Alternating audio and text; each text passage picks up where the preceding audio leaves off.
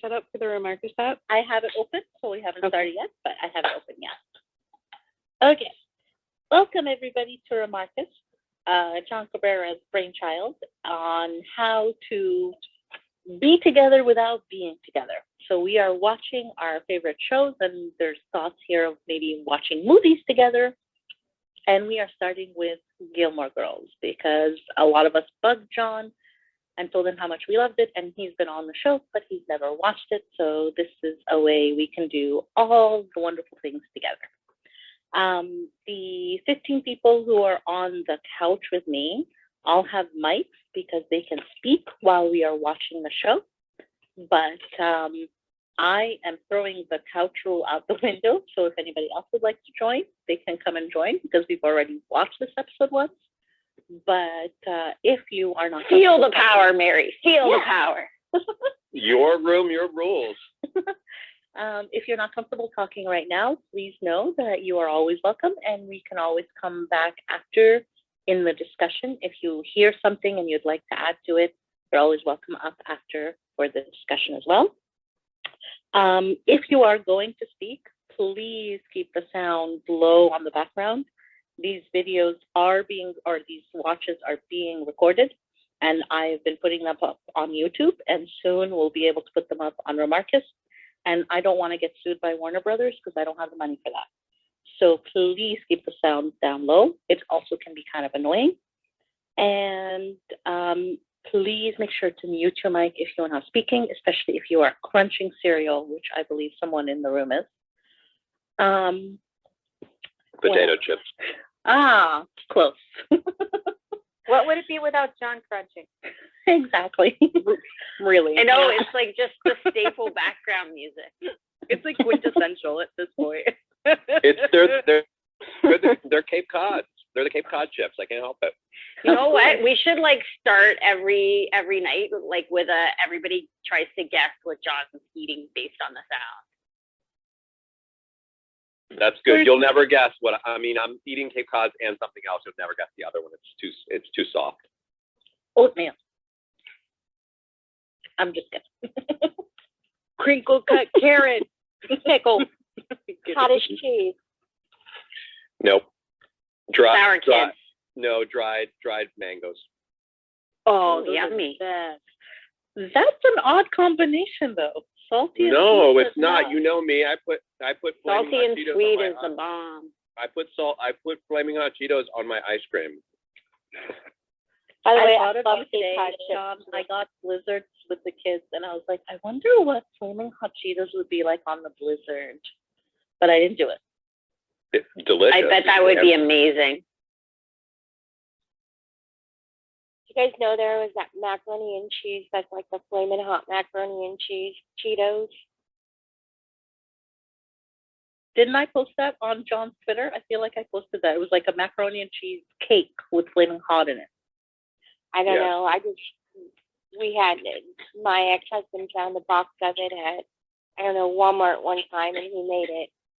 And I'm like, I'm not eating it. You eat it. And then he ate like 2 bites of it, and he was like, it's too hot. Mary, my Cape Cod chips totally derailed your opening speech. No worries. Are they sea salt? Because I love the ones. I think that they are the sea salt ones, yeah. Those are the best. Whatever Costco sells. Costco's best. What else? What do we talk about usually in the beginning? I guess the only thing would be if you have a snag, your internet goes out or whatnot, yes. Don't fret, come in. Yes. You can find the time code on the Remarcus app.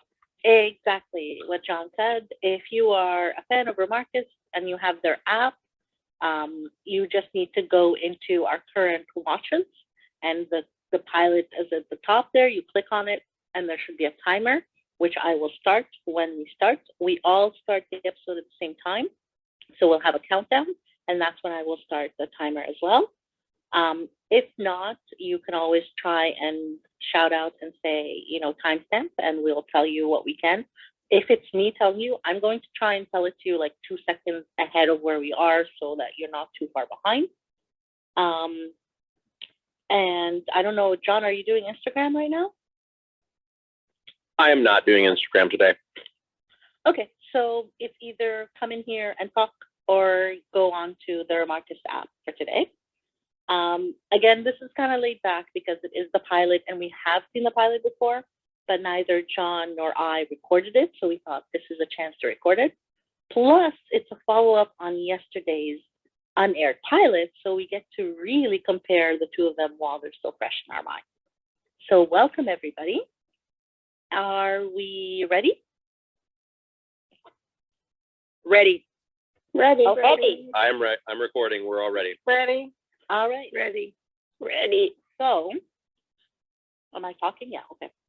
I went to Remarkist and then I wasn't sure if my mic was on. Okay, so if we're ready to start, of course, my app closed. Here we go. No, I'll start again. Just a second. And 1, 2, 3, play. Well, the music is different. That song It's makes a me feel like I'm fantastic song. So much better. This is the better song for sure. I mean, I like that Sheryl Crow song, but What? I mean, this just What did feels. you just say? You This said is Sheryl Unionville. Crow. Excuse me. No. This is not. The other one was. The other one was Sheryl Crow, the one that we Okay. heard in the unaired pilot, which I like. I was so I like it, confused. but this one is just, it just feels right. This, Do you think this this is opening? the I same as love the this pilot. song. This is Unionville. This whole thing is exactly the same as yesterday. Exactly the same. Yeah. The only thing that's different is the song. And the quality of the picture. film. Well, but that's not their fault. That's just the.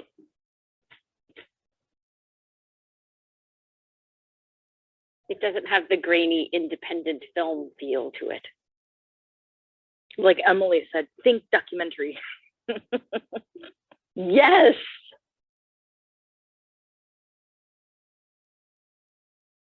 This guy here. Oh, Joey.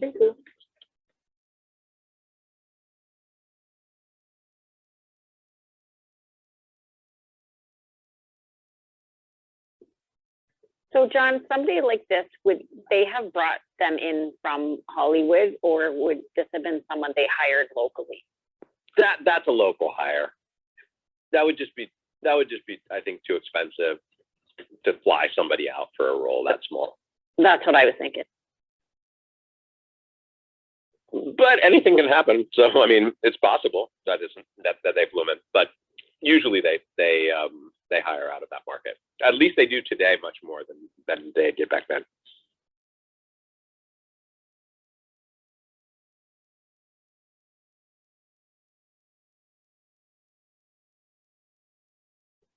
I don't think we ever see Lorelai carry around such a big bag ever again, but I could be wrong.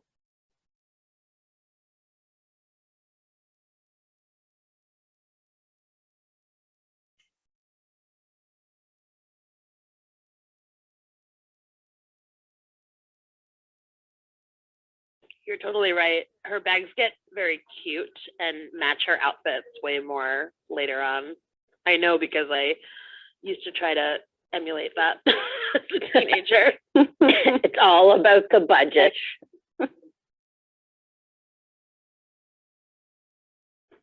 Were there just nugs on the table? Seems kind of weird to me. Really? Restaurants do that here all the time. Coffee mugs. Maybe it's a regional thing. Oh.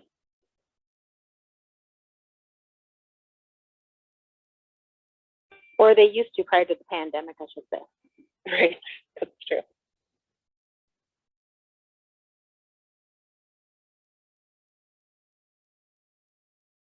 The friend reminds me of yesterday's deer.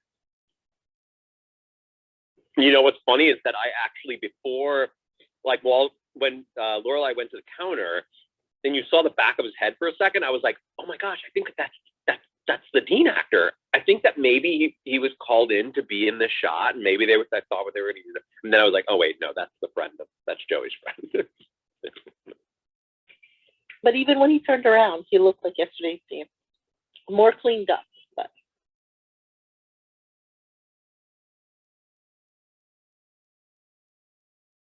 What would be really sad is if they were like, no, those two actors just look too similar. We got to choose one or the other. Well, you know, we're gonna keep Joey's friend, and we have to recast the other Dean. Poor guy. See, that shot there is from the same pilot. Like, they never changed that. Well, last night she had a bunch of cars, right? She was That last night there were two shots. There was one that was further, and then they went into that shot. It was the first one that we were saying was not in the real pilot. Oh no, I was talking about in the titles, the Luke shot where they're panning out. I'm like, that's from the pilot, like from Unionville, and they never changed it in the series. This is different. Yeah, Michelle wasn't going through the mail. Yep, he wasn't going through mail. He wasn't touching anything. Well, I feel like his suit Oh, may my be different as well. this was The set Yeah. is totally different. They The had wall to- behind them was different. Yeah, they had to refilm Because this there's with so much Shirley. better with this also Lorelai is different. She's got different hair. Yeah. She had her hair in a ponytail. Yeah, I was just gonna mention that. This is so wild watching this. I'm glad that we're doing this. This is cool. I almost wish she could figure out a way to like watch them side by side. Like, My gosh, that's way too advanced for Remarcus at this But stage. that one was, that scene wasn't even in the other one. no, and I feel like we failed to recognize yesterday that Drella was missing. Well, no, of course she was missing because she was Suki. This whole thing wasn't there.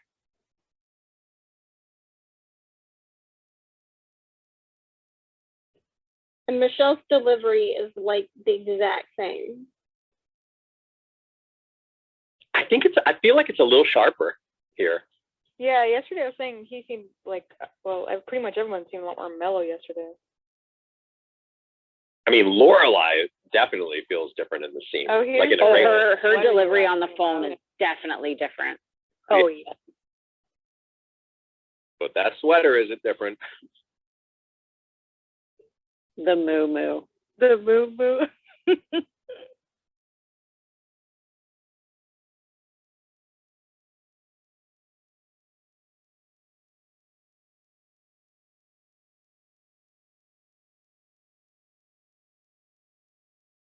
There was a line in there about boys don't like women who wear this, and that's totally different.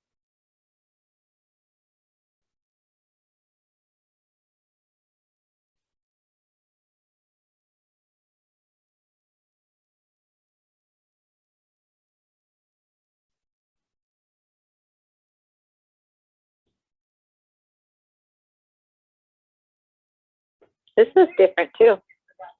Yeah. I was gonna say, she didn't do the mocking line in the unaired pilot, did she? Yeah, I was gonna ask because my memory's terrible. This was totally reshot. Yeah, because now Yeah. they're watch. Yeah, they're gonna walk past Dean.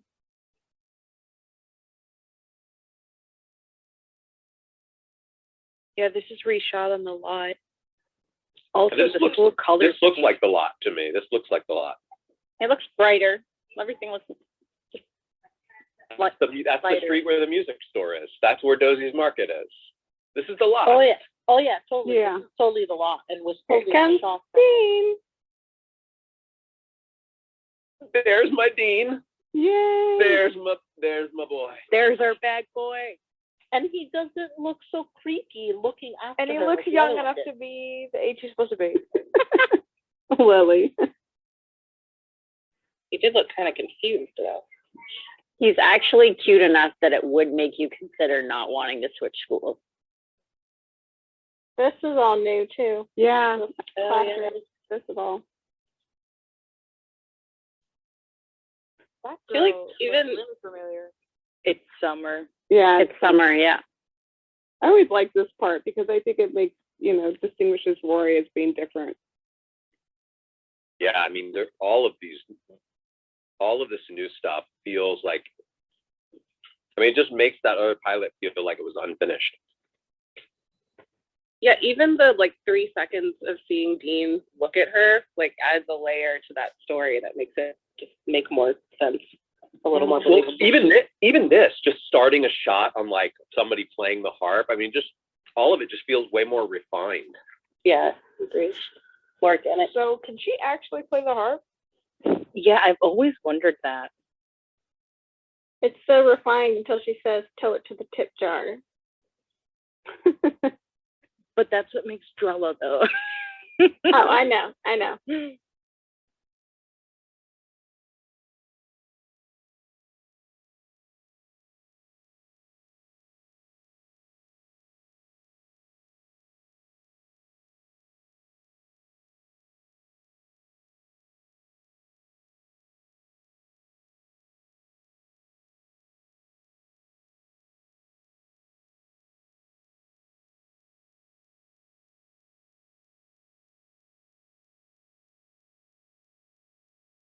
Don't put that spoon back. Oh, that's the same from yesterday. Really tiny little thing that I noticed is Actually, there's only one spoon, huh? yeah, there's only one spoon, and in the unaired, there's 2 spoons. That's so disgusting, though. You're right. Oh my goodness. The pen is also lower, so you can actually see the sauce in the on-air pilot, where this one you just think of the sauce.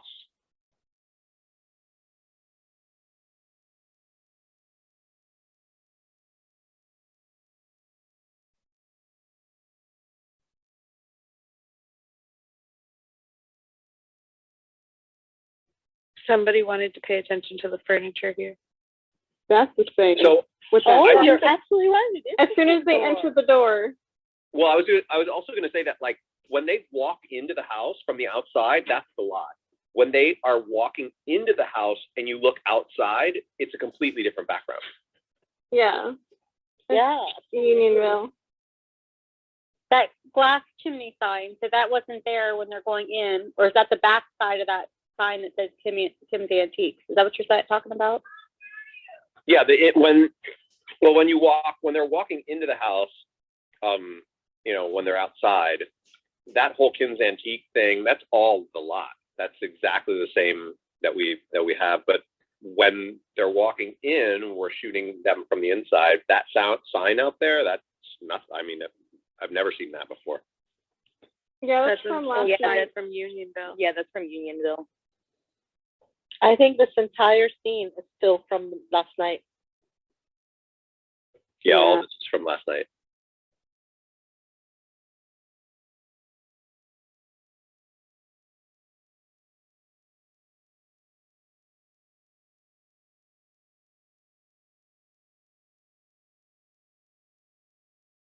Oh, flawless delivery.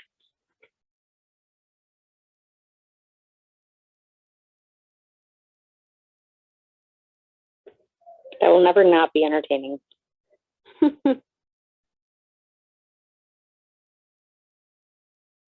And that's Ed Herman. Did you guys notice that? The guy who walks in? That voice in the background is Ed Herman talking. Okay. Oh, really? Go back Oh, and they listen to it. just asked him to do that little voice. Something I find kind of impressive about this is how they kind of have to choreograph all of this, because she's supposed to be really crazy and spastic, and they have to like move her hands and move around her and move everything to make this all work. It was so well choreographed, though. Every single time I'm amazed.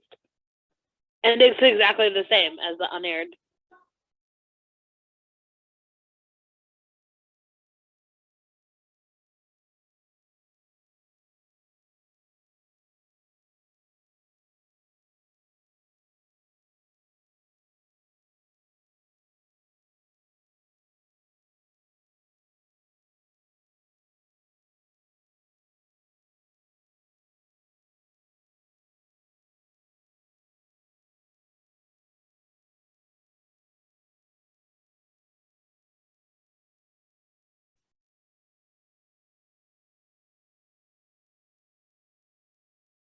All of these lines coming out of Suki, they feel less like jokes, whereas from Alex, there was a lot of it felt like comedy.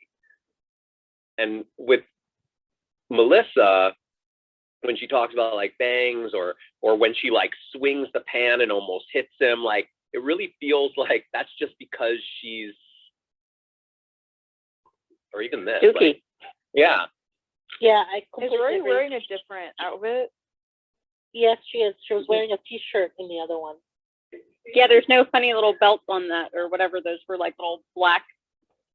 And also it's a completely different color. And yesterday she had the sweater in her hands.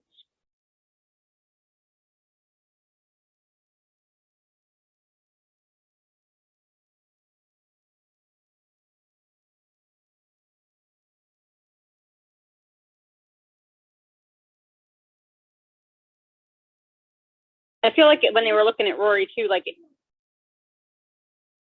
facing Rory from like behind them. Do you think we had to pay the actor extra to like put his hand that close to the flame? Probably not. That actor may have been a stunt person that they just put into a Oh, interesting. chef's outfit, but that was trained to do that.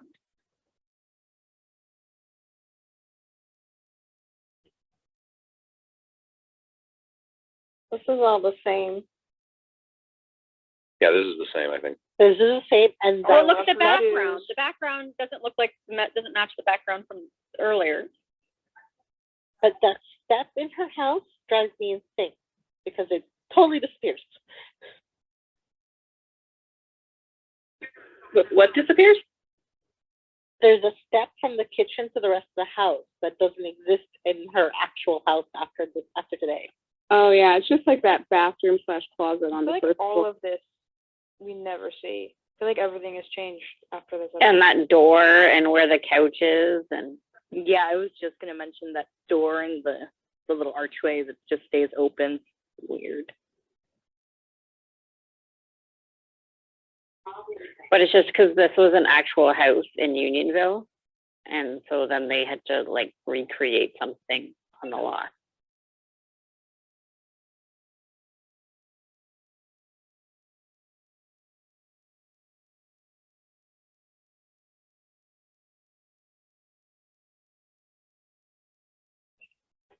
I wonder whose dog that is on the mantle. Editing. She didn't look at the pictures. Yeah, Like she didn't look at the photo because she has to talk to Suki. I think it's in the next scene, maybe. Yeah, that's after Yeah, the discussion she will. with Suki.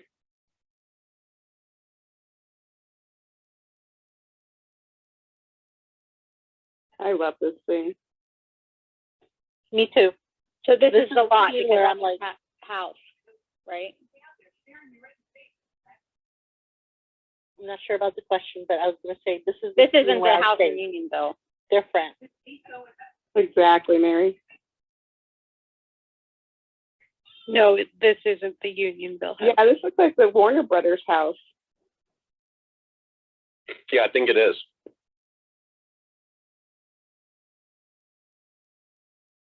They've just put tons and tons of plants in front of that.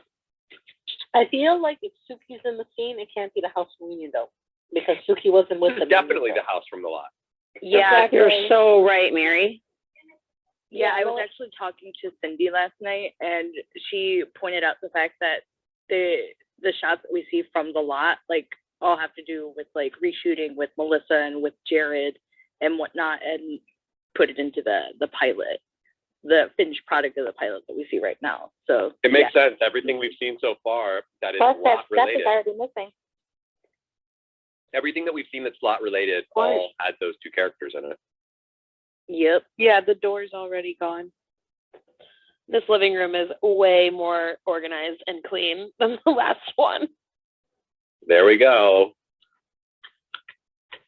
But I also noticed the span on the pictures is in the opposite direction than it was yesterday. Yesterday she went from my left to the right to come to here, as opposed to right to left. Was it different pictures? Do you know? I can't remember if it was different pictures, but just Both like the shots are in rest- this. Both shots were right there. One before and one after. both shots were there, and the picture of her sitting at the Jeep is at the end of the fireplace in the first shot. This is definitely Unionville.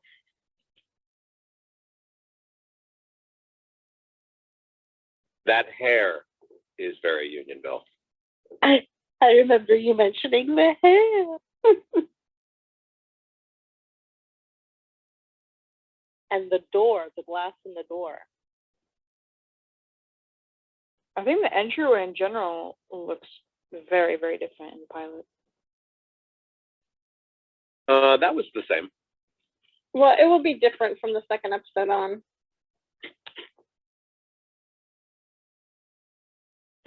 It's interesting. Emily never, ever, ever again wears like a shirt with a sweater over it. She's always in one of those like suits. So she looks so much smaller. Yeah, it's very different. So casual for her. You need money. I don't You think need they raised money. the doorway. It looks the same.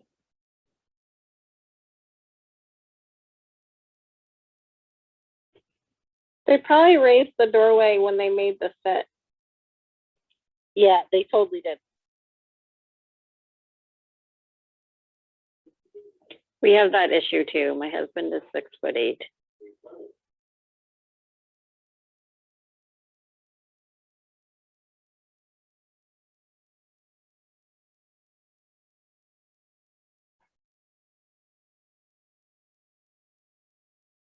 And that shot of Edward Herman taking off his glasses is what they use for him for the rest of the series.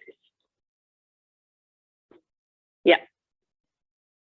It's a lovely shot of him.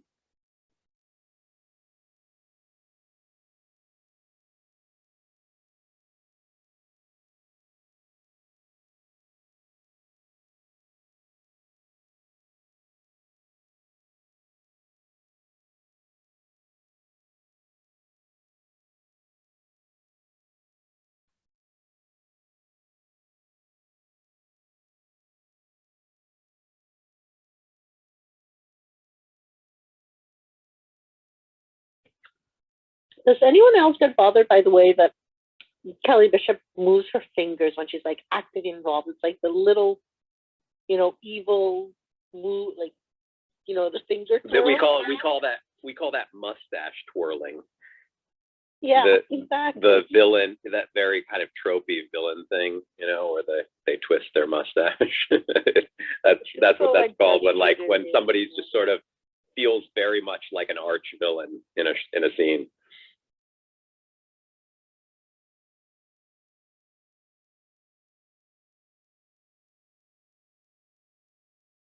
But I agree, Mary. I was actually thinking about that yesterday when the scene was going on, that Kelly was doing a little bit of arch villain in that moment.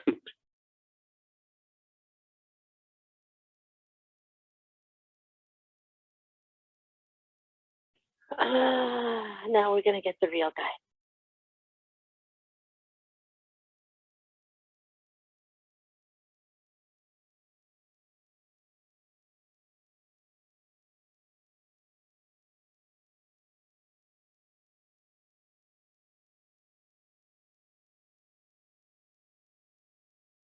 That shot was different, wasn't it? Because wasn't the camera fully Very much. on Lane?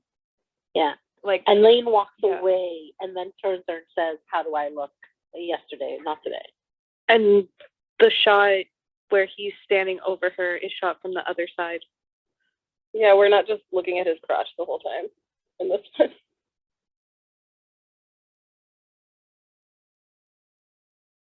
gosh, he's so young here, man. I feel like that 20 shot. years ago, people. 20 years ago. I don't know, watch it Totally. watch her, and it's just like crazy. It's a shame nothing happened with Jared after this. Wink, wink. I know, he just disappeared off the planet.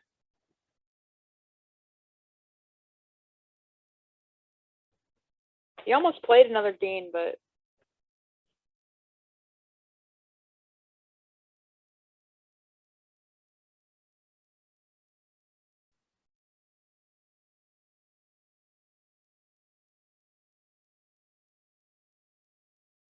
that wasn't in the unaired, was it? That a whole dialogue Oh, about yeah. Yeah, well, yeah, it just Word was for word. the same tone. She delivered it better here. That's true. Yeah. I think she was more comfortable here.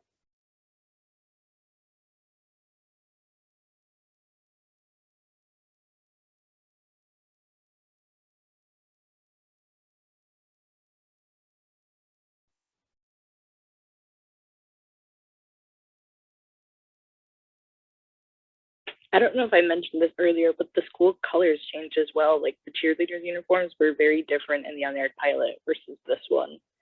Whereas Yeah, I feel like they were white. Interest. they were wearing Yesterday blue was- and white yesterday. Yeah. and This part's tonight- new though. Like, she didn't walk the other dean around town yesterday, did she?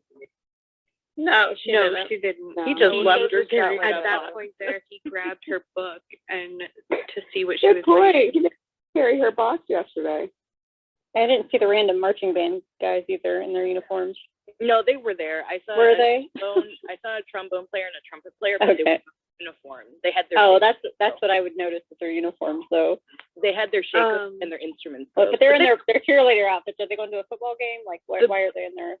If I remember correctly, at FanFest in Unionville, somebody said that the band uniforms in the unaired pilot were actually from the school in Unionville. I think you're right, Kathy Ann, because remember that one extra was on the panel? Yeah, the girl that's standing behind them in the unaired pilot. Oh, this is different too, because originally they talked about Moby Dick and the school and on the aired one, right? Yeah, she didn't show him where the round cakes were. And he didn't tell her that he was kind of, in a way, stalking her, but not stalking her.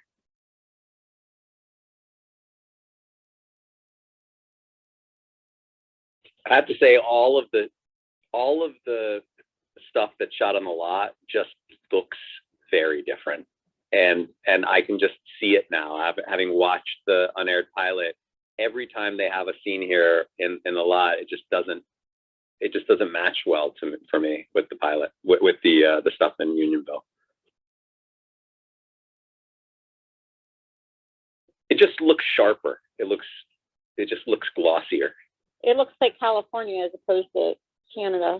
Yes, and also just Hey, some the- Canadians. No, I'm from Ohio, so it looks the same here. I mean, it's hardly ever sunny. Like it just that. looks, all of this stuff on the lot just looks very television, whereas the unaired pilot looks very indie film.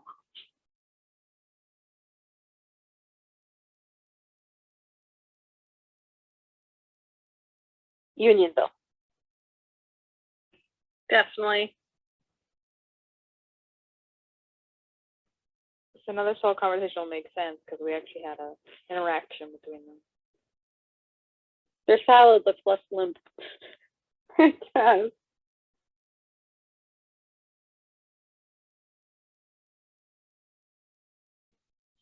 In the unaired pilot, they had all the food on the table already. He didn't bring it over to them right. It was already there. He was No, he standing did. there. No, he did. He brought them Yeah, French fries. I remember as soon as it showed in the unaired, everything was on the table. I just watched it before this, and he did come over and say, "Redney, they'll kill you," and dropped off. I feel like I remember her pulling the salad plate aside and taking her food plate off. So I feel like she brought it over. No, and I vividly remember him coming and then like pulling up the little pad and then giving them the check to get the jigger.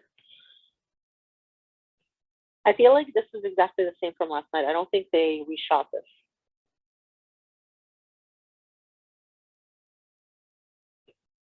I mean, even Alexis looks a little bit different compared to the scene that she just did with Jared. This just looks so much cleaner. I don't know. There's something about this, and also like they're pushing in on them really slowly. Was that in the unaired pilot? I feel so, yeah.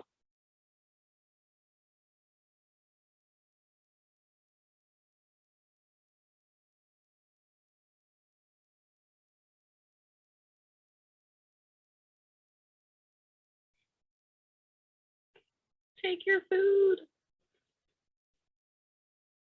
That money fell on the floor. I was just gonna say, I noticed that last night, and I was like, the money fell on the floor. Yeah, that's never always in been the a thing. pie. I noticed it last. This is unaired pilot.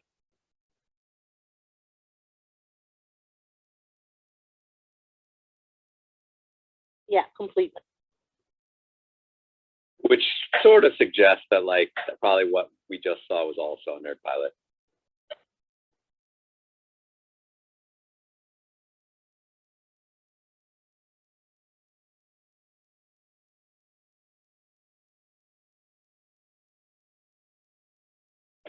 See, she said Taylor's name, Taylor Dozy.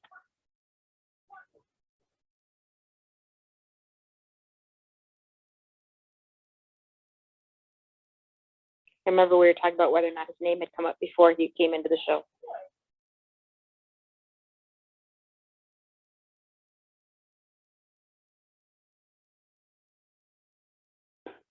I noticed they And do the Taylor Dozy more than just Taylor in the beginning, so. Like a totally different house.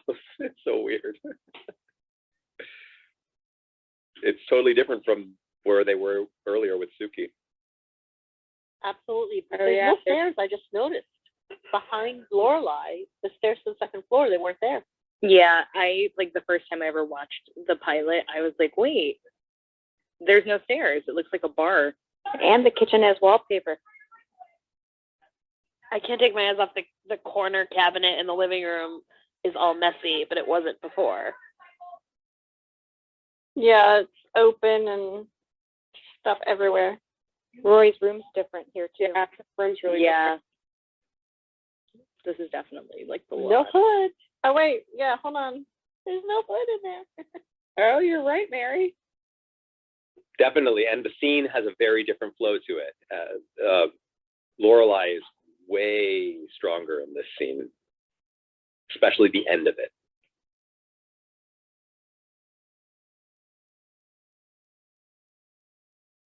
And it doesn't look like the kitchen is wallpapered. This is all reshot. Yeah, Totally. Rory's room in the unaired pilot was like grayish. And just like Lauren's the back. delivery on all of this stuff, so much sharper. It's so much more intense.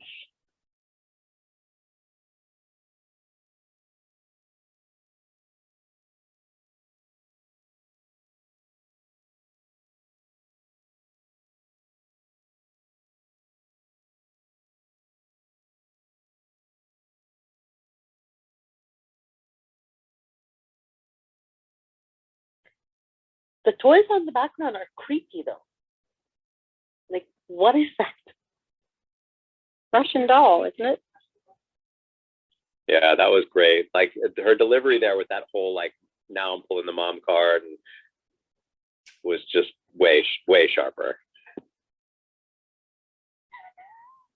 I love that John is focusing on, the art, and we're focusing on the backgrounds. Now, is Lorelai in, I think she's in the Unionville house. That's Yep. what I, Yeah. Yep. Totally. Yeah, that last shot she was. Yeah. They're in different houses. where was Rory, all her Yale stuff? It would have been Harvard at this time. Or Harvard, sorry. Also, I don't think the board would have started around this time, right? I think it starts a little bit later in the season.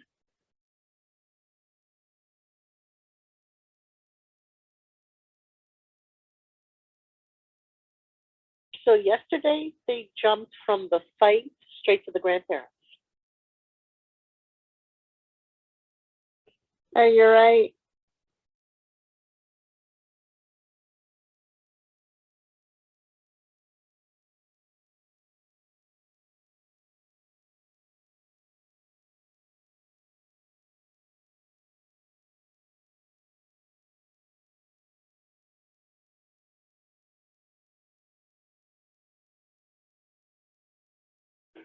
Was this scene in the other one too? No. No. No. Okay. Oh, because they went went straight straight to into the the dinner, grandparents. And Yeah. now they're back in the Unionville. Oh, that's what y'all were saying. Sorry. Yeah. Gotcha. No, this is the lot one because this is blue. The other one is like a green color. Yeah, the other one was darker. Yeah. So I think I think this is Unionville. This This is Unionville. And Yeah, this was in but- yesterday. The window and the door.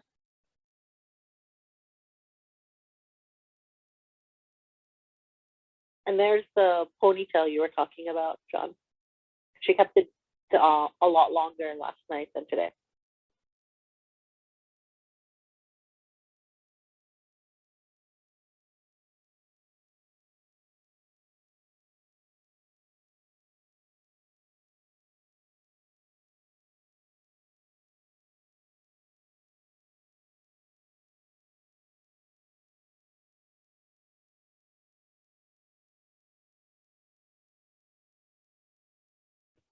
Yeah, Emily's style is just so different in this.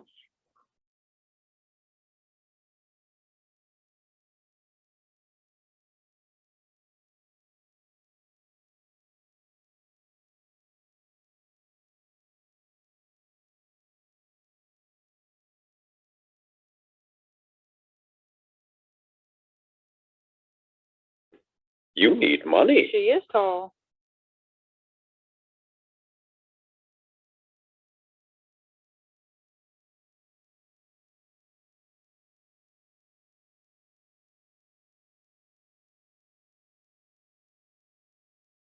Well, don't mind if I do.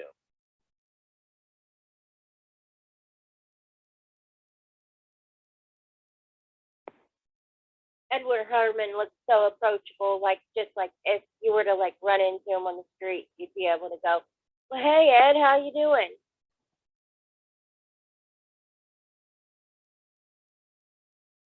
He's just got one of those faces.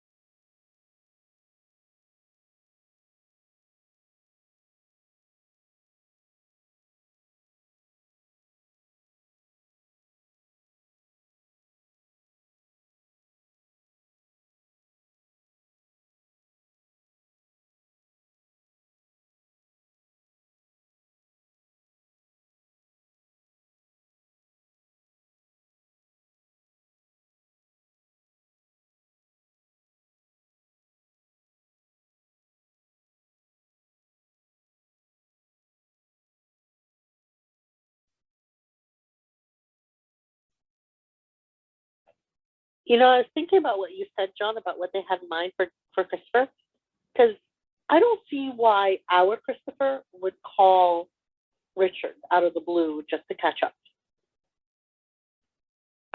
I don't think That's a good point. They fleshed out the character yet. That's a really good point. I don't think he would. Yeah.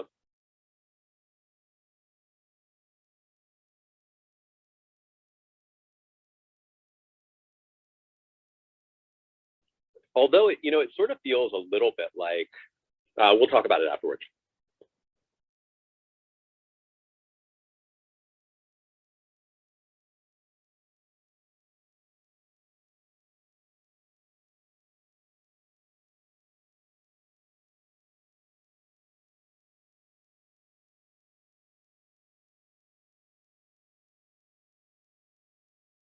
Lorelai is being a bit dramatic.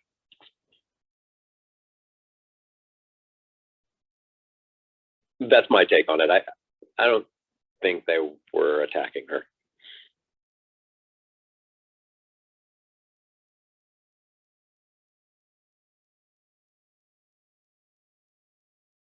I agree. She's bringing a lot of baggage into it. Well, and she's assuming the worst out of them.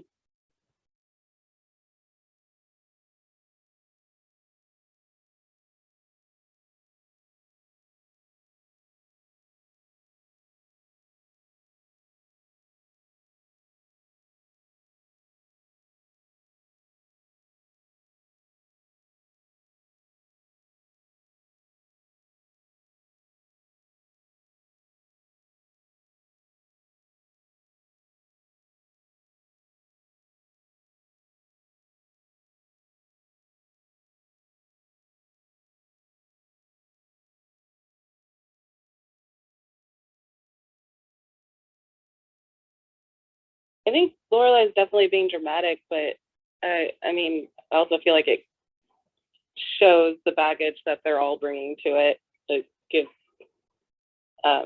makes it feel like they just haven't talked about this stuff for years. It's just been kind of laying there. Yeah, I agree with that.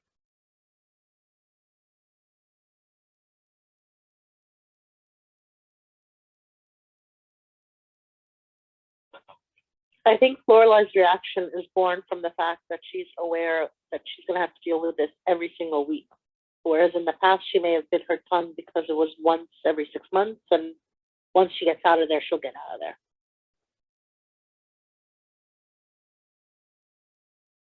Yeah, I just don't know if there was much to really bite your tongue on. They just talked about Christopher.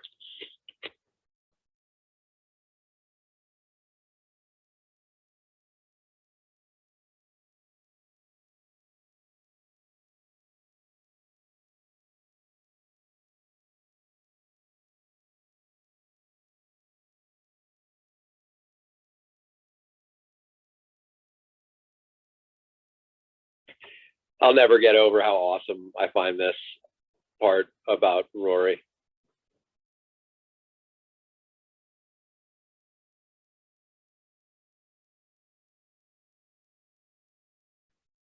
Backgrounds, Unionville. Oh yeah, that's the exact same scene.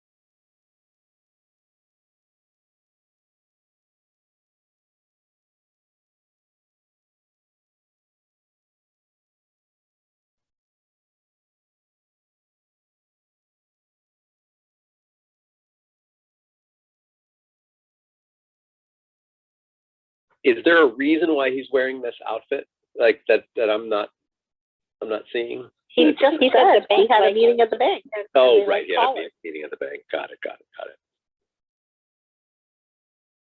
And to think he originally was only signed for this episode. Oh my gosh. Can you imagine?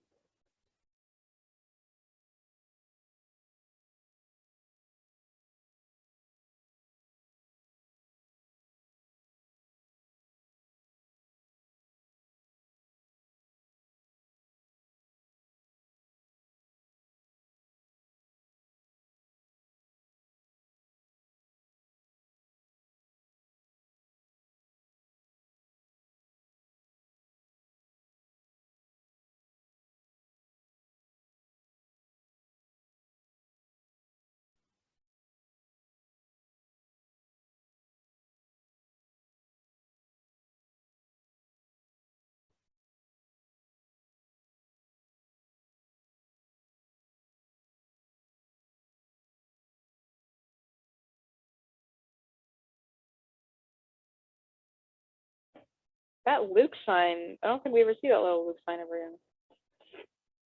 Yeah, I just noticed that for the first time too. That that little button on the scene where she says "too late." It's interesting because I don't think that Rory and Lorelai are at all alike, and I'm wondering if that was sort of what they were imagining. Like in the pilot, is that line supposed to be ironic? I mean, I don't know. What's other? Do any of you have a take on that? It just seems like an odd thing for her to say, other than the fact that like, yeah, she drinks coffee like her mom. I think personality, they may not be alike, but their habits are very much alike. They eat the same way. They often dress and share their clothes, things like that. So they put on the same Macy Gray song when they're depressed. Yeah, right. But that, right, okay. I get the If impression, you think about how Luke is saying it to her, he's like, eat something, don't eat like your mother, right? And she's like, well, that's too late, right? So we think it's broader than that, but I think like that, like they may not react to things the same way, but they definitely have the same habits. Yeah, they do the same. They do the same things. They hang out together, so they're just because of that they do a lot of the same things, I guess.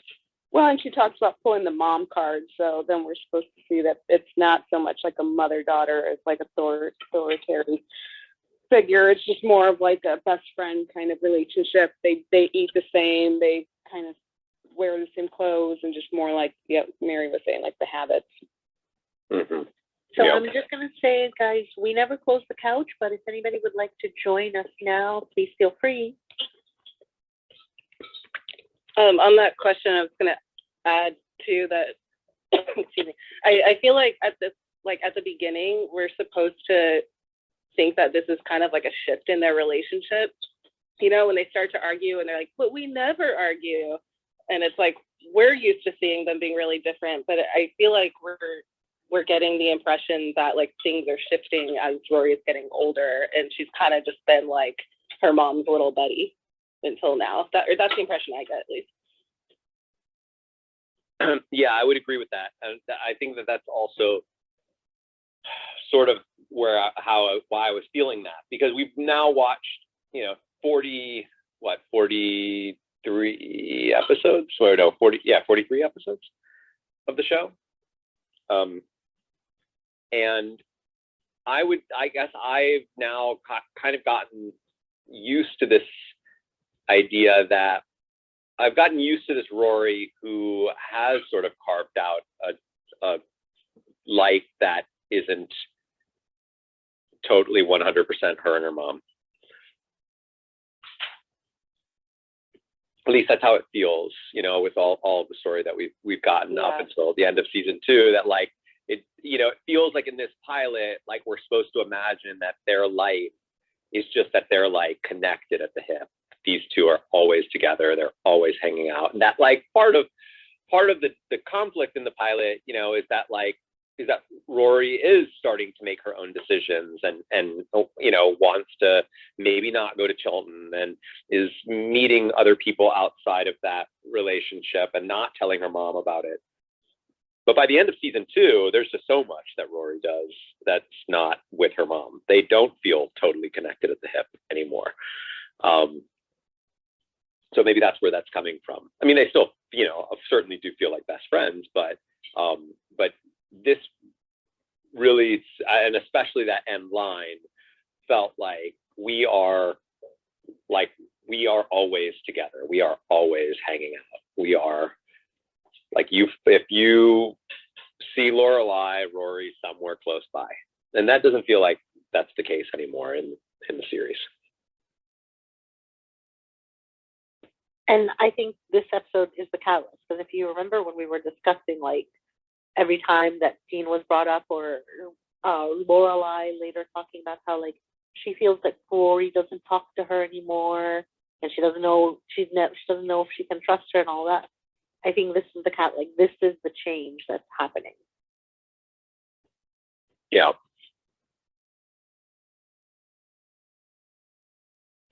So like, I'll go out on the record and say I'm really glad they aired the pilot they aired. Oh yeah, definitely. I mean, aside from the fact that the other pilot was also really short. I mean, 35 minutes, that's too short. They need another 10 minutes of content. Otherwise, it's too long to be a half hour, because a half hour has to come in somewhere around 22 minutes for commercials, and an hour long has to come in somewhere around 45 minutes for commercials. So the unaired pilot feels unfinished. In fact, it's very possible that unaired pilot version is an unfinished version of the unaired pilot itself. Like, there might be another version of that pilot that's closer to 45 minutes long. I've just never seen a pilot that short before, or not that short, but a pilot that falls in that minute count, 35 minutes. It's unconventional. You would have a really hard time programming that.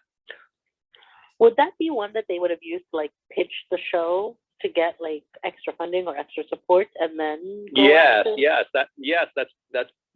that's very possible. In fact, that might have been what happened. That they put together the tightest thing that they could with what they had. It came in at 35.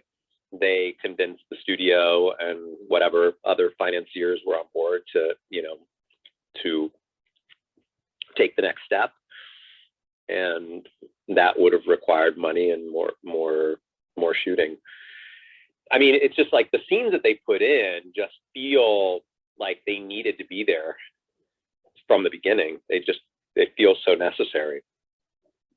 All of the little new bits, especially the stuff with Dean. That whole scene after the books, the meeting with the books, all that stuff outside feels so critical to everything that comes next, with Rory and her deciding that she doesn't want to go to Chilton anymore. Without any of that, it just didn't make any sense. Even if the Dean had worked for us with the amount that they gave us, I don't think that I would have ever really totally bought that that was enough, because it's in all of that we see how nervous she is talking to him. We get that moment where she's suddenly surprised by the fact that he's been watching her, just all of that stuff. It doesn't land unless you see it. But something that I was actually curious about, that maybe some of you have a thought on.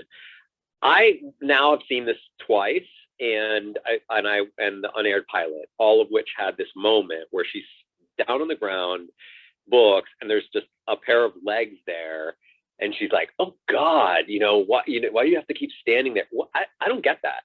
I don't really understand. I don't understand why she's upset. Like, what? Can somebody explain that to me? Because it just doesn't feel like anything that I would imagine to happen in that moment. I think he startled her just standing so close to her while she was picking up her stuff. I think her attention was elsewhere, and she turned, and he wasn't in her periphery, and then all of a sudden he was right there. And then the way they played it in the real pilot, he's so much taller. So he's not just a pair of legs, it's a towering figure above her. I'm someone who jumps anytime something that I don't expect comes in my field of vision. Like I startle very easily. So that would be my reaction, for example, if I think I'm in my room alone and I happen to turn and someone's in the doorway. Oh my God, like that. I think that's kind of like, it's not just that he was there, is that he's there and he's looming over her. Yeah, I mean, I get that. I get the startled thing. That happens to me too. Just the anger that comes out of her in that moment feels uncharacteristic of Rory. I think someone mentioned that yesterday, right?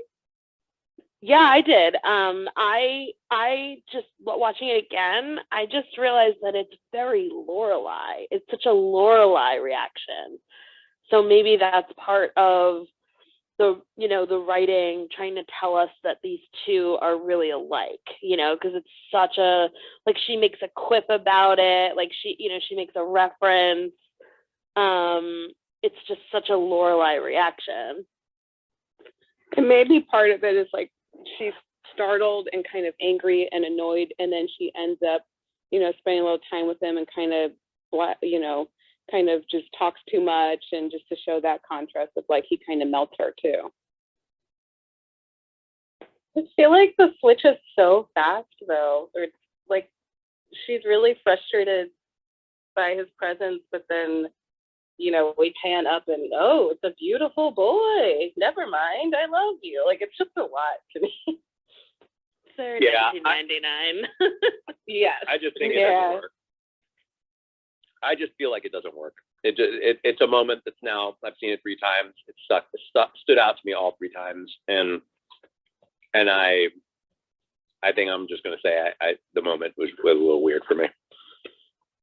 The unaired one was weirder to me, having the shot from the front, because it's like his legs up until like right above his crotch, and they're kind of in that shot for a while. I don't know. Am I the only one that felt really awkward to me? You're not the only one at all. No, Okay. I remember thinking that, like, and you actually, like, when you see it, he literally is cut off at the waist. Like, he's literally from the waist down. You're just like, that's such a weird place. Also, I like how they placed Dean on the other side of her, because that's how you get that amazing shot of Alexis like looking up at the camera, like over her shoulder, and it's just, she's just so beautiful that like it actually really works for just her. And that's like that ends up in the opening credits, is that shot of her. Yeah, it's a good point. I also think, I don't know how long it was between shooting the unaired versus the reshoots, but Rory looks younger in the Unionville stuff. Like, to me, I feel like she's noticeably younger in those shots. I think it's the makeup. I would agree with that. Some of the makeup, like I was just looking at her at the end there in the diner when she finally agrees to go to Chilton. I think her makeup was different in Unionville than it was in the rest of like in the reshoot. Yeah, it's a little more orangey. Like they definitely have like more noticeable blush on her, and then her lip, like she has lipstick on, which, you know, obviously she always has makeup on in the whole series, but like it's so noticeable because it actually looks like Rory put on lipstick, you know? It almost makes it seem like they were trying to make her look older in Unionville versus they just let her be when she was on the lot. Yeah. One other thing that I was just thinking is that, you know, back when we were talking about how, you know, in the unaired pilot, that one scene with Dean just isn't enough to get her to decide not to go to Chilton. And then in this one, they have a lot more to do. I think the other scenes of her at school, like with like in the classroom with the nail polish being passed around, and then like more with Lane, you know, I feel like the scene with Dean actually, like, you know, in those other scenes, it's very clear that Rory is not part of the group. Like this isn't the place for her. She doesn't belong here. She's doing the assignment. And then she has the moment with Dean, and it's like, it's actually like one of those moments where she is maybe a normal teenager and kind of like everybody else who is, you know, more social or involved in stuff.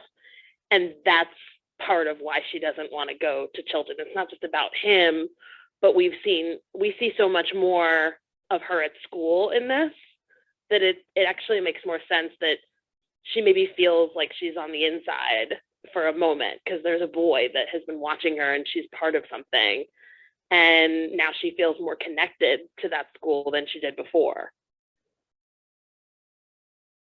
Okay. Yeah, definitely. Yeah, all of that stuff. The scene, you know, the scene in the classroom and the walking with Dean, and I feel even the reshoots that they did with Lane, it all just fleshes out the life that she has before Chilton, which is like really, like, this is really the only episode that we get to see that life before Chilton. You know, what it was like for Rory in public school, right? I mean, the pilot does, the second episode doesn't have her in public school anymore. Correct? Yeah, No, no, the second episode is First Aid Chilton. It's the second episode.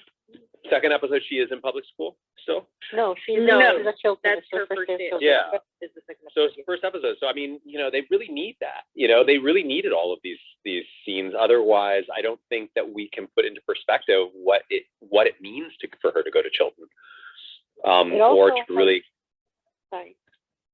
No, I was going to say, or just also feel the back and forth. You know, the reversal of needing to go to Chilton, loving the idea of getting into Chilton, to suddenly not wanting to. I don't think we would get that unless we saw the range of what that public school world is like. Yeah, definitely. I was gonna point out that like the scenes in the school, like with the girls like passing over the nail polish and her being the only one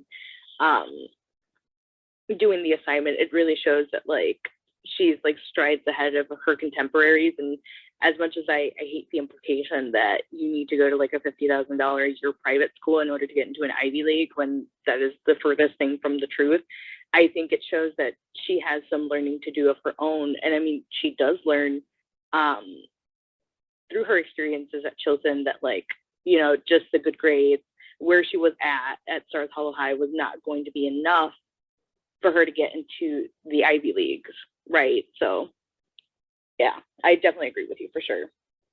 I also like that it helps set up for the next episode where she's competing with Paris and she's answering the questions that Paris knows and all that. And it's like, it helps set up that she's brainiac. Like she didn't sit at Stars Hollow, you know, wasting her time. She did the assignments. That's why she knows the stuff that she knows. Yeah, for sure. Do we want to talk about Suki? I like Melissa McCarthy better as Suki. Oh, she's 20 better. I love how peppy she is. Oh yeah, same. More natural. Yeah, I mean, I feel weird saying it because I mean, I think that Alex is so talented and does a really good job. And I really do believe that if she had stayed in that role, they would have crafted a really interesting Suki out of what she was doing. But something about the way that Melissa delivers all of those lines and the way that like Alex's Suki doesn't seem quite so ditzy and so like nutty professor. So when like, for example, this like choreographed scene where she's like, you know, like grabbing pans and doing all this stuff, like something as small as like almost hitting that guy in the head with the pan as she was going by, like I buy that from Melissa McCarthy's Suki, whereas I'm not sure, like I feel like Alex's Suki would have seen that coming, wouldn't have been so oblivious to the guy there. There's just something, there's a sweet innocence to Melissa's Suki that I think makes all of the like little mistakes and stuff that she does, they just make more sense to me.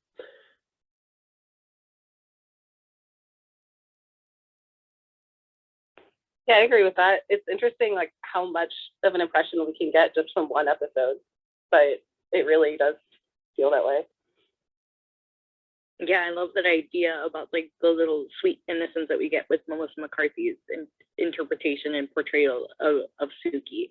You know, because when I watched the Unaired pilot for the first time, way before we viewed it yesterday, I was a bit put off by Alex as Suki.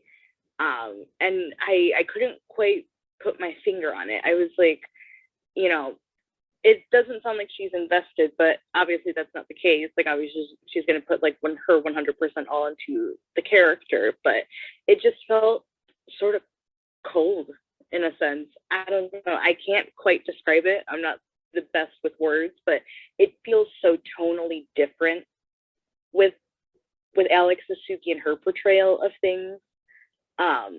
And with Melissa, like again, the idea of the sweet innocence, like it's more believable in that sense that she'd hit a dude unsuspecting with a frying pan. So yeah, I totally get what you mean. I like that. Also, you know, something about Melissa Suki, tell me if anybody else feels this way, but I feel like Suki's on the verge of tears in almost every moment. Tears of joy or tears of fear, tears of sadness, tears of regret. Like she always seems like she wears her heart on she's very neurotic. Yeah. Yeah, or she's like I destroyed a Viking. I mean, this is just the end of the world. I couldn't imagine. Was that scene wasn't in the unaired pilot, was it? It was not. No. Yeah, I mean, I can't imagine Alex's Suki getting that worked up about blowing up that particular brand of stove, right? Like, and I guess there's something about that feels. I mean, it goes to what you're saying, Regina. There's just like emotion, like lots of emotion that's oozing out of Melissa's Suki, and Alex's Suki feels a little bit drier, feels more. That's why I was saying feels more like Lorelai, like her personality feels very similar to the Lorelai personality, dry wit, and Suki feels like the opposite of Suki of Melissa. Suki feels like the opposite of Lorelai, and that sort of opposites of those two characters really works. And you see it in scenes like, you know, when they're having wine outside of her house and they're trying to decide what, you know, or Suki's trying to give her advice on what to do, and she's just cutting her off on every line. You know, I couldn't imagine Alex's Suki being able to deal with somebody cutting her off constantly in the middle of every sentence that she's doing. But Melissa's Suki will take it if that makes any sense. Well, Alex Suzuki is Drizella. Like when Lorelai tries to come to Drizella and tell her, you know, play a little quieter or play this, and she's like, if you want that, get a jukebox. Right? Like, right. Exactly. Yeah, definitely. And I think like it really dawned on me like the differences between the two portrayals of Suki in the line where Suki accidentally blurts out like, "Oh my God, you're going to Chilton," and then like Lorelai's like, "Come on, you just ruined the surprise," right? Like with Melissa's portrayal of Suki, it's more believable because again, there's that bubbly sort of personality type that she's genuinely so excited for Rory and for Lorelai in this instance, and it really shows again that connection that they have outside of the inn. And whereas Alex's delivery, it was quite different. It didn't feel the same. It didn't feel like that sort of bubbly sort of excitement that Melissa had. So yeah. I think someone mentioned it yesterday that like Alex's mannerisms were like, at least for me, the way I read them was the comedy was for comedy's sake. Like it was a little too forced to try and change, like add an extra layer to her personality. Oh, whereas definitely. I feel like with Suki, I believe she's a class. With Melissa, Melissa. I made the same mistake. Yeah, with Melissa, I honestly believe she's a class. Like it's not that they wrote it in so that it could be comedy, but they wrote it in because she is a class. Whereas I felt like yesterday we were watching someone who was trying to be funny. Definitely, and I was going to comment on the choreography of the whole like scene where like Suki hits the guy with the frying pan and stuff. It's well choreographed, but I think it, you know, I've done my fair share of musical theater and stuff. It all goes into like the person like who's doing the dance of sorts and the choreography and like how invested they are in it and how, you know, at the end of the day they portray it. And like with Alex, it felt like a little stiff, you know, a little robotic. Maybe it's like you said, Mary, a little bit forced, you know, like, you know, it's sort of obligatory, like, oh, it's in the script, so you got to do this. But with Melissa, like she puts her 100% all in it. She is selling it like a champ. And again, somebody said yesterday, was it you, Diana, who mentioned the dance of it all? Yeah. Okay, yeah, so and I think that you're spot on with that. I think that Alex made it dance, and it was very impressive. You know, it was like this, you know, really captivating to watch. But even though, for the most part, it was essentially the same scene, Melissa's didn't feel quite like a dance. It felt real. You know, if that makes sense. Like, there was something certainly very beautiful and like I said, captivating about what Alex was doing there, and I'm grabbing the things and all of the timing, and that's I think, you know, it was enjoyable to watch. but I didn't think about any sort of dance with Melissa Suki. I agree. I'm a dancer, so like I always notice movement, and I noticed that the move. I mean, even when we watched it yesterday, I know the show so well that I was like, oh my god, that's the exact movement of the scene. And I believe it. I agree with both of you that Alex's movement in that scene is so clean. Like it looks like a play. Like it's, you know, or it looks like it's reminding me of like Waitress, the musical. Like if anybody's seen it, like, you know, there's a lot of movement with like baking and pots and pans, and it, you know, and it's of course has to be done the same way every night. So it's like, you know, there's some things so specific about it. And that's one of the great things about live theater is seeing that kind of thing live in person. It's like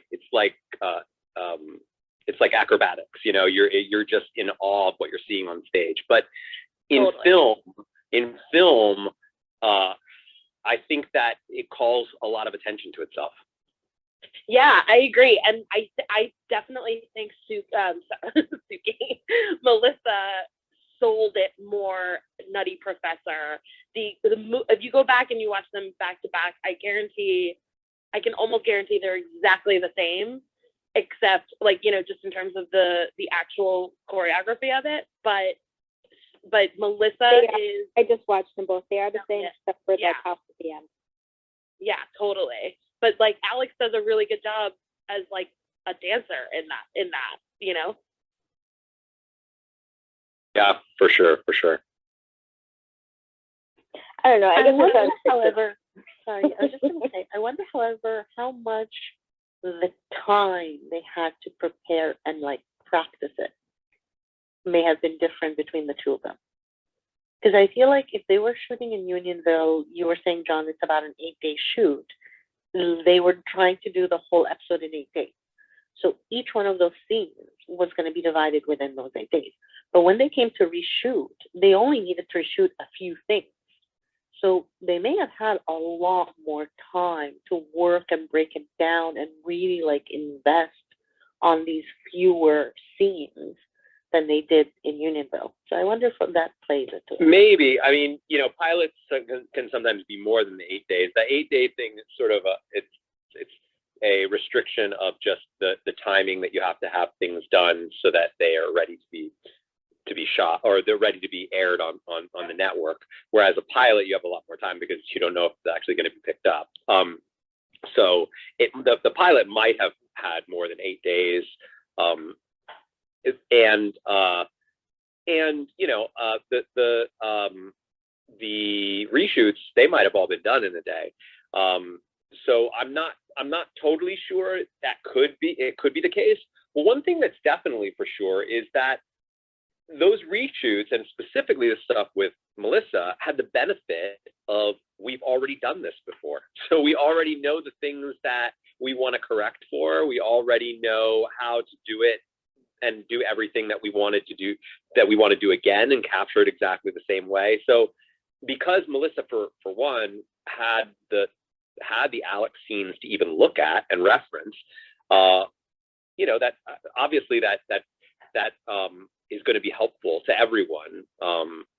That's also just me, you know, that's just me guessing that that she may have actually seen those. It's possible that Melissa just didn't want to watch them, but others that were there on set almost definitely watched them. Certainly the creators watched them. So they gave, you know, we're going to give her notes to either keep the things in that they wanted or change the things to what they wanted them to be. Like, you know, something even small as like that little that exit that Suki has there, where she's like, Rory's going to Chilton, which by the way is just so. Something else that I was kind of thinking about was like the whole Latin like theme to the kitchen. You know, you've got like the Latin cooks, which I imagine are Mexican cooks, and then you've got this like salsa music in the background, and then at the very end she's doing what I think is a conga. There was just something I thought there was something very kind of funny about all of the the Hispanic stuff that was happening there in the kitchen. But with that, if I remember correctly, they just sort of leave her there in the kitchen doing the like, Rory's going to chill time, Rory's going to, and then they just fade out on that. Whereas with No. Melissa, They have her throwing the towel, but it landed in soup. yeah, of course, but it fades out on her still standing there doing that, right? Whereas in Melissa's version, Melissa actually congas off the screen, which is just cleaner, just from like, it feels more natural. Whereas like Alex's felt a little weird, like that we're sort of imagining that she's just standing there dancing by herself in the kitchen. It feel weird. Whereas Melissa's feels like she's kind of congaing over to whatever she needs to do right now. Like she's like congaing over to a pot that's boiling over that she needs to attend to. You see what I mean? Like, and you know, they had the benefit of seeing the scene that they shot before and correcting on it. You know, just tweaking a little bit and giving it a bit of a tighter button. And I think even adding the little detail, whereas like not letting the rag just fall into the soup, but actually letting it catch on fire with Melissa's like whole choreographed routine. Like I think it adds to like the idea that, oh my gosh, like she really is nuts. Like she's a liability, but she's right. Like she could burn down the entire inn one day. Like it just, that the Suki character is just so much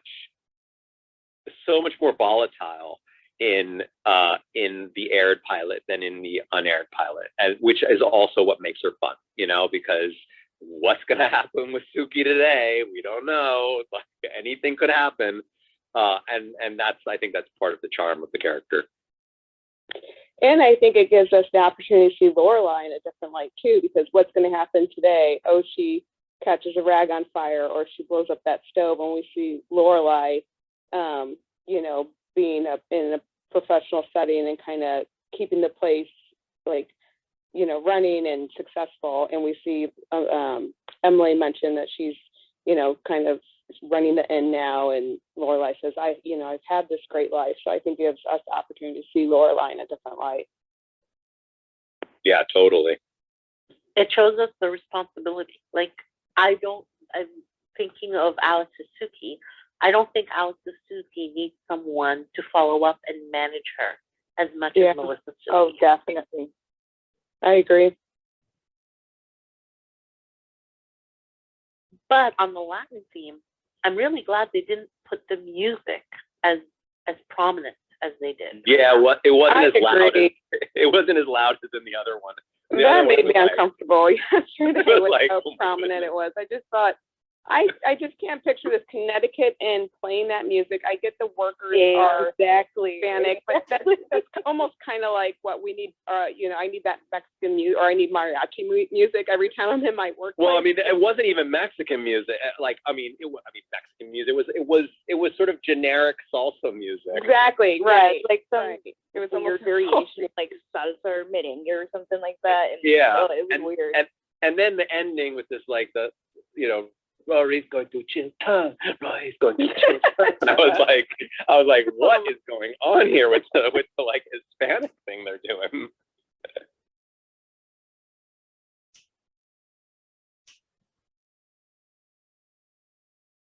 But this was really cute. Like I keep going back and going, thank God this was the pilot, because I don't know that I could have watched yesterday's pilot and loved the show as much as I. We definitely still got Unionville hair on Emilyville. We didn't lose. We didn't lose the Unionville hair. She hadn't had a chance to go to the hairdresser yet, John. Right. All right. I mean, the Emily character, I think, really, I don't think it was there yet. There was so much that Kelly still found throughout season 1. And I mean, just as simple as like the costume. I mean, that just is not what Emily wears. It just isn't. Am I wrong about that? I mean, that No, just, you're absolutely right. Because she's casual when Lorelai meets her, and then she's at dinner. It's kind of like this satin kind of flashy top. Which is still more casual than usual because she's Right. usually in a suit. Richard was more casual looking too. Wasn't he just wearing like a sweater and a button down or something underneath it? And the bow tie. yeah. Yeah. And also Emily's got like, there's a little bit more of a warmer tone to her in the pilot episode than we have. Like I've gotten so used to Emily being this sort of really edgy woman, and like things like, we were disappointed, Lorelai. I mean, why wouldn't we be? You know, we had high hopes for you. You know, this just doesn't sound like Emily to me. Yeah. So the first time, like, I had ever watched Gilmore Girls, it was not with the pilot. I watched like all the way in season 4, and the episode was The Reigning Lorelai. And so for those who know, right? And so her performance in that one, in that particular episode, Kelly Bishop as Emily, it reminded me a lot of Lucille Bluth of the late great Jessica Walter in Arrested Development. And so when I first watched the pilot, I was kind of put off. I was like, where's the Lucille energy? Does that feel like the Emily that I know? It was very weird in a sense. It felt off in a weird way for me. But yeah, I see what you mean. It's also the reason why I feel like Lorelai is so overreacting there, because Lorelai's her delivery and her energy is like almost at a 10, which is usually where Emily's energy is. They really like they really their energy typically cancels out one another, whereas Emily was really subdued in the scene, was answering her questions pretty level-headed, you know, and so of course it's like, wow, calm down, Lorelai. Like, it wasn't that big a deal. Where I think that if Emily had more of the tone that we've gotten used to in the series as it's progressed, I may not have felt that way about Lorelai's sort of gripes about the dinner. I do like that somebody pointed out earlier that Christopher would not have called Richard the Christopher that we know. And I never really thought about that before until somebody Totally. totally. I think that I was subconsciously feeling that. It wasn't until whoever said that tonight said that that was when I was like, oh, of course, that's why.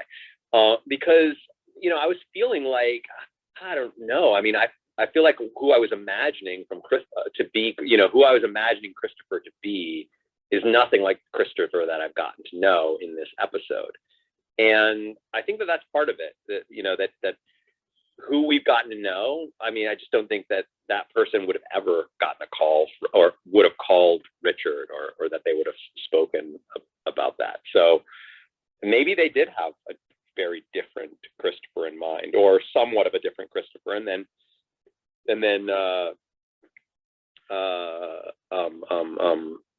spacing on on his name. Oh my goodness, the actor. Sutcliffe. David. Sorry. I'm like, oh gosh, sorry, David. Yeah, and then maybe they auditioned him and were like, oh, he's great, and there's a bunch of new things that we want to do with him. And then of course maybe some of those new things clashed with what they had already been imagining, and perhaps even subconsciously wrote about the character in previous stuff.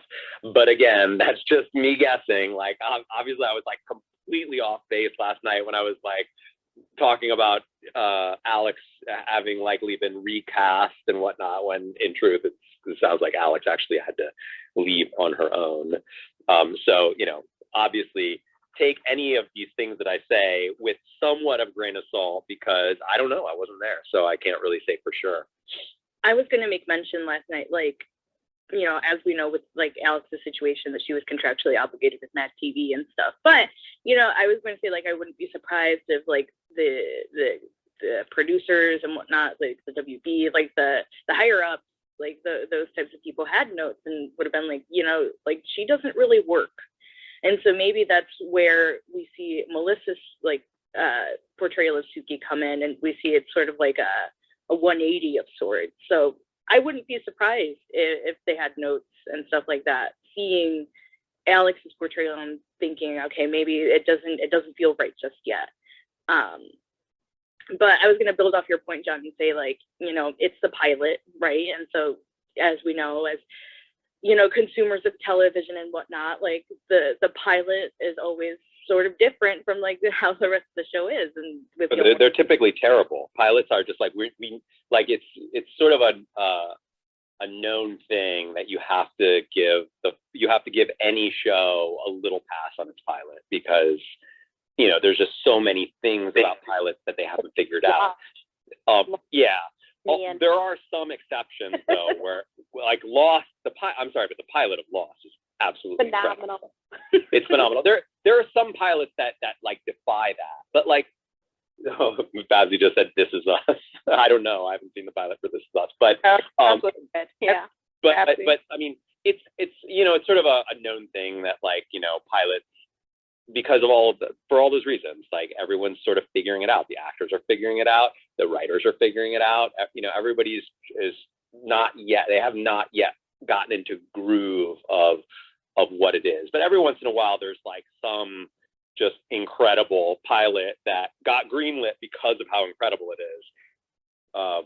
Most pilots are, you know, pilots, and you're like, oh, it's the pilot. I got to accept that. But I will say though that even the unaired pilot for Gilmore Girls has so much about it that is so strong and so much better than the typical pilot. You can see why Warner Brothers would be like, okay, there are some things that we want to adjust, or maybe they said there are some things that they want to adjust, but this is gold. Like this idea of a mother and daughter, best friends, estranged from her parents, have to come together. This is just so ripe for conflict and for story, and you've got a great little town of characters, and so it, you know, you can feel that it's sticky from the beginning, even in the unaired pilot, I think. You essentially took the words right out of my mouth. Like, well said. I was just gonna say, like, you know, it seems like they don't have all their bearings down just yet. You know, the Christopher character, you know, they don't really have, you know, what he's gonna be like. Like, he's not that well fleshed out. And even like small details where, you know, Lorelai tells Joey and his Creek friend, like, oh, she's 16, but later in the first season we see that she has her 16th birthday. So we see like they have a general idea of what they're going to do, but then like later on, like some of it changes and whatnot. And so I mean, I think this pilot was just like great, and I could see how anybody watching it would get just instantaneously hooked, right? So they did a job of establishing the three Gilmore girls. Well, Emily not as much as the other two, but also their two best friends with Sookie and Lane. And then we also, Mrs. Kim was really good. And she's like, she and Miss Patty are really the only other townspeople other than Dean that get really introduced. But yeah, that's true. Although I think we just sort of can feel that town, that there's I mean, because of how quirky and odd both those two characters are, we can just sort of feel like, oh, there's probably lots more where they came from. And I'm sure that that's what, you know, executives at Warner Brothers were feeling. You know, I'm sure they told them that, like, you know, we have ideas for lots of really cool characters that you're going to be meeting over the season. But I'm thinking anybody who watched the pilot would have said like, oh, great, this is a small town. We're going to have all kinds of little weird people like Miss Patty and like Mrs. Kim. well, Miss Patty gives you the feel of the town in the way that she even just talks about the job stuff and things like that. So, Well, and Luke's multiple times too. We see that they kind of. I forgot about Luke. Sorry. I was going to say Miss Patty gives us a feel in how she talks to the kids. You know, hands up, not in our noses, and like all that. It makes you feel like if parents are trusting her with their kids, then even the parents are wacky, you know?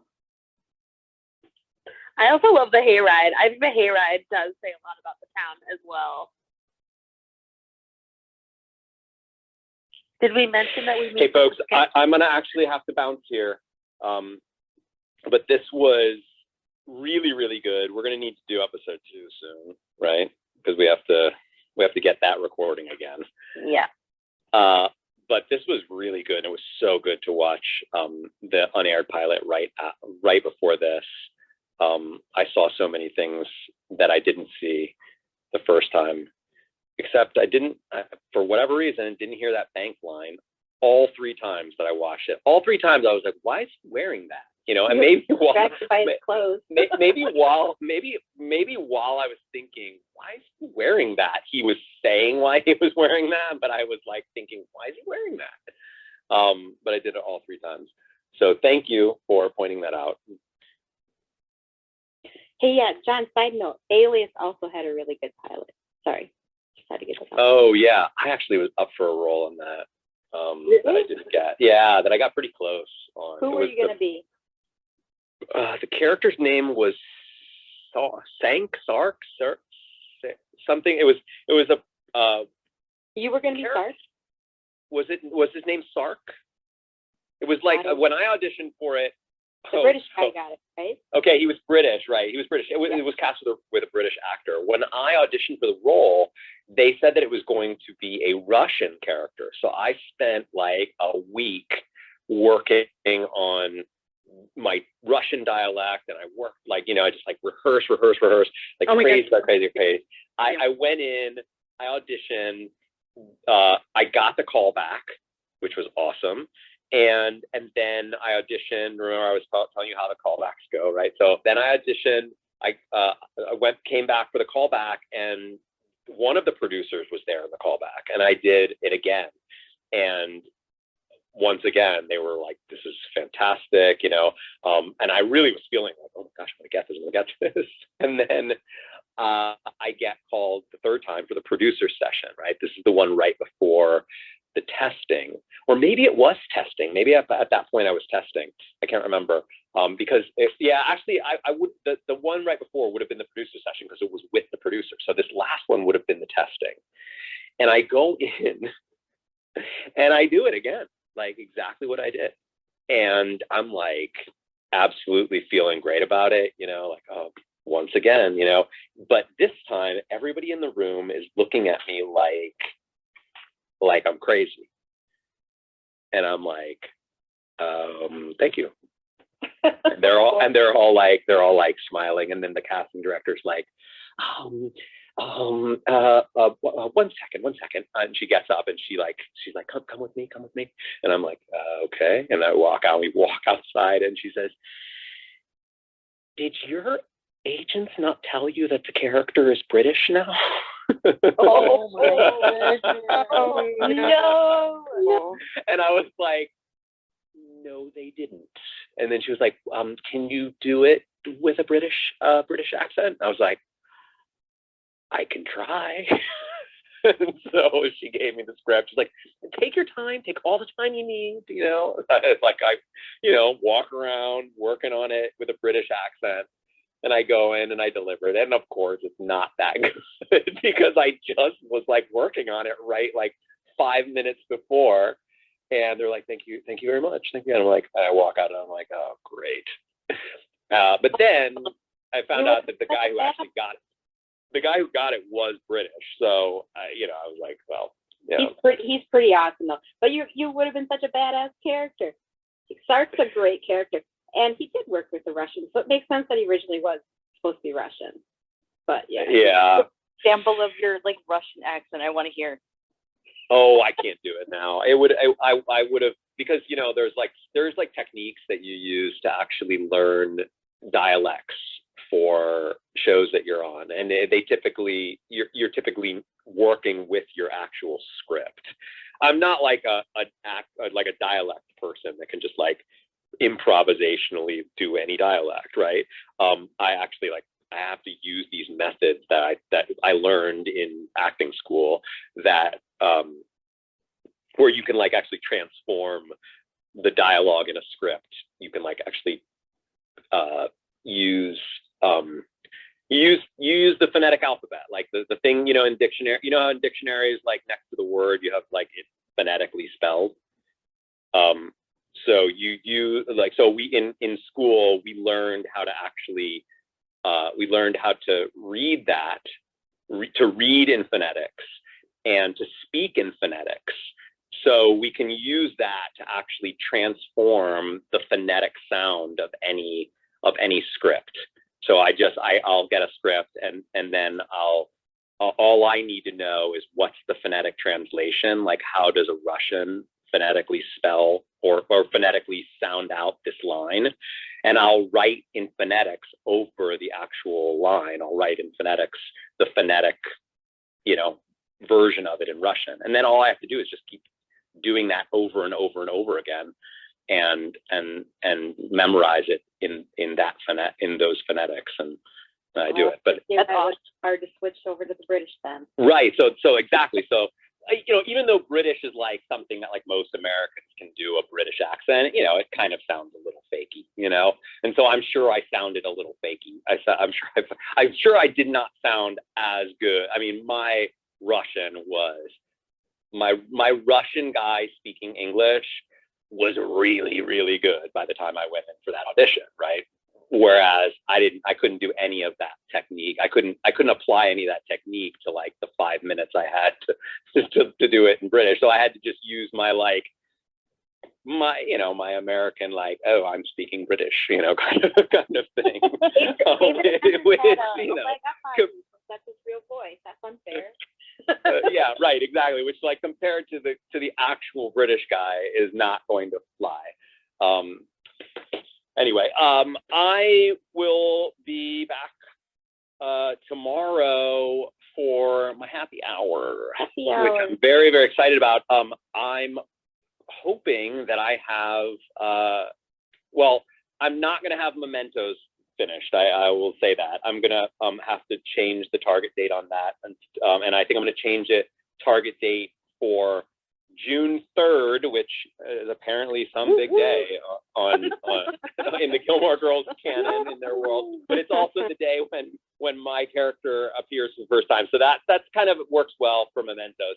But what I think I'll have by tomorrow is the new branding, the new graphics and branding for the site, which I've been working on really, really hard this past week, doing a lot of like illustration and font work and all kinds of stuff. And I think I have a couple of options for the Remarcus font, the font for the logo. And I think I'm going to share that on Twitter. I'm going to share some options on Twitter with a poll and get a poll from folks what which logo they really like the most, because I'm a little torn on what the font logo for the word Remarcus, which one has the most timeless quality while also capturing all of the tone of what we have going on here. But I'm excited for you guys to all see it because I've been working hard on it. Woohoo! We're excited too. Yay! Yeah. All right. See you tomorrow.